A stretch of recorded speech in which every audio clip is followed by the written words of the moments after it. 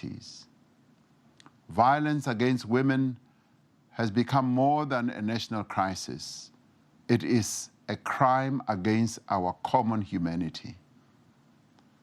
Today I speak to you as your president and as a citizen of our country, but I also speak to you as a husband and as a father to my daughters. Like millions of men across this country, I am appalled at the war that is being waged on our sisters, our mothers, our wives, our partners, and our daughters. Women have every right to expect that they be free from harassment and violence on the streets, in the schools and campuses, in the buses, taxis, trains, at places of work and worship, and in their homes in our country. We've heard the calls of the women of our country for action and for justice. The collective anger, the pain, and the fear that these killings have caused must strengthen our resolve to end all forms of violence and abuse perpetrated by men against women. We have recorded progress on the implementation of the decisions of the Presidential Summit on Gender-Based Violence last year. Working together, government and civil society formations have already made much progress towards establishing and resourcing a national machinery to coordinate our campaign against gender-based violence. We are reviewing laws on domestic violence and sexual offenses to prioritize the needs and interests of survivors. We've also established 92 dedicated sexual offenses courts since 2013, with a further 11 to be opened this financial year, to improve conviction rates and provide comprehensive and appropriate support services to ensure survivors of sexual offenses are not subject to further trauma. I wish to enumerate some of the additional measures we will be taking. We are going to overhaul and modernize the National Register of Gender-Based Violence Offenders, provided for in the Sexual Offences Act, to ensure that it is effective in combating gender-based violence. The National Register of Offenders will list all the men who are convicted of acts of violence against women and children. I will ask Parliament to consider amending the legislation to make the register public. I will propose to Cabinet that all crimes against women and children should attract harsher minimum sentences. We agree with the women of our country that the state should oppose bail and parole applications for perpetrators of rape and murder against women and children. A life sentence must mean a man who perpetrates violence against women and rape and murder, that they are in prison for life. Many women's organizations have complained that there aren't enough rehabilitation programs in our prisons. These programs will be increased and reconfigured to reduce the number of repeat offenders. All gender-based violence cases that have been closed or that have not been properly investigated must now be reviewed. We will strengthen the emergency teams at a provincial level which bring together the police, social development, health, justice, and education to continue providing rapid and comprehensive responses to all forms of violence against women. These emergency response teams will focus in particular on violence directed at women, children, and other marginalized groups, including the LGBTQIA+ community and people with disabilities. We will address other systemic challenges such as the backlog of cases, delays in DNA testing, and the availability of rape test kits in our police stations. We will use every means at the disposal of the state, from the police service to the justice system, from social development programs to our school curriculum, to strengthen all parts of our national response to gender-based violence. We will implement a national multifaceted plan to prevent gender-based violence through school programs, community initiatives, and workplace policies.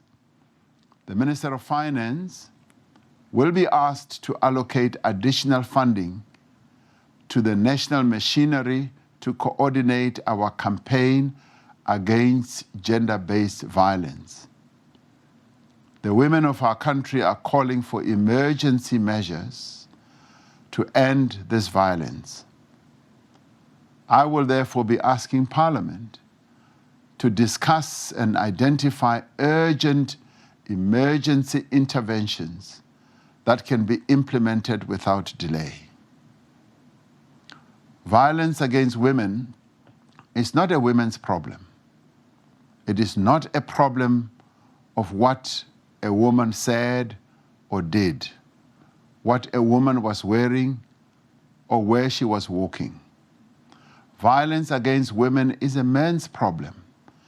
It is men who rape and kill women. There is therefore an obligation on the men of our country to act to end such behavior and such crimes. As men, let us speak out. We must not look away. We must face gender-based violence head-on.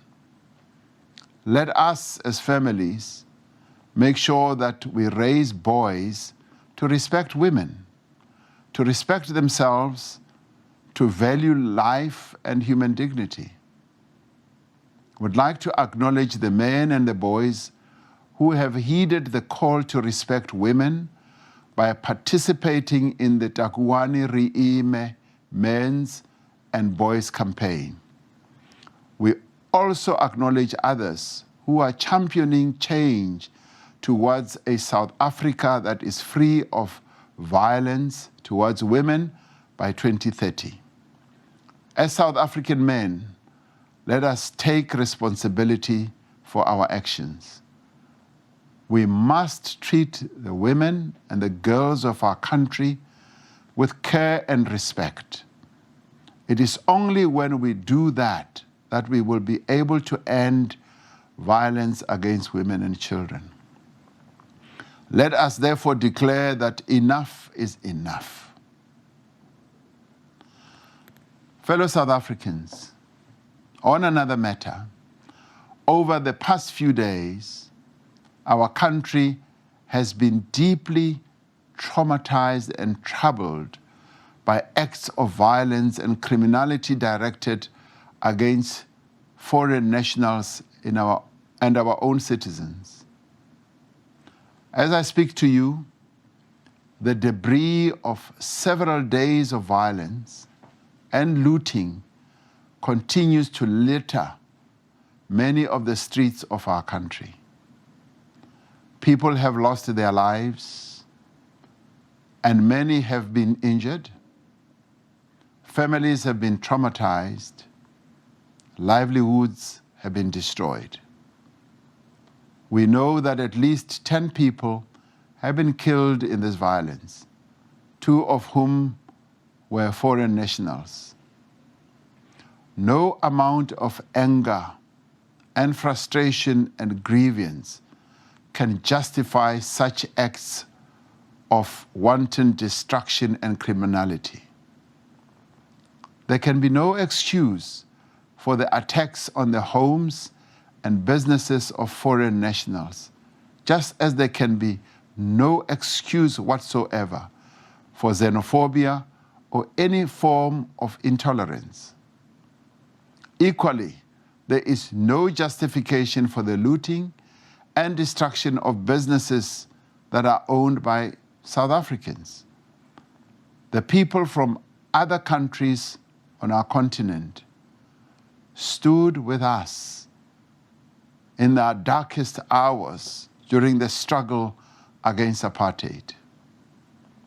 We worked together with them to destroy apartheid and to overcome the divisions that it created, where we feared each other and our differences were exploited.